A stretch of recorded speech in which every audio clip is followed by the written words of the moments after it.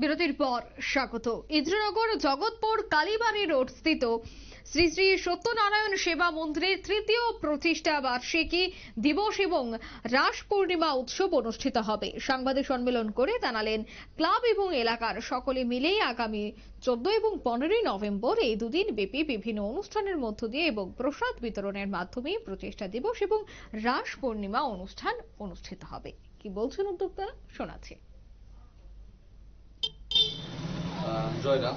শ্রী শ্রী সত্যনারায়ণ সেবা মন্দির ইন্দ্রনগর জগৎপুর মন্দির কর্তৃপক্ষের পক্ষ থেকে প্রত্যেক বছরের ন্যায় আমরা রাস পূর্ণিমা তিথিতে আমাদের তৃতীয় প্রতিষ্ঠা বার্ষিকী উৎসব পালন করতে যাচ্ছি।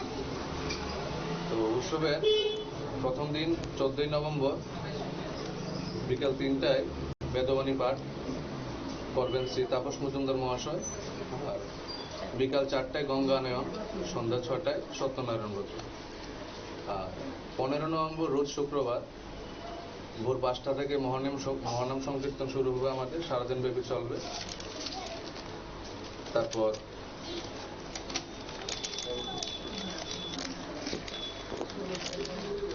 দুপুর 1:30 হইতে 1:30 হইতে আমাদের অন্নভোগ বিতরণের সময়। আপনারা শুনলেন উদ্যোক্তার বক্তব্য। রাস পূর্ণিমা তিথি অনুযায়ী বিভিন্ন অনুষ্ঠানের আয়োজন করা হয়েছে।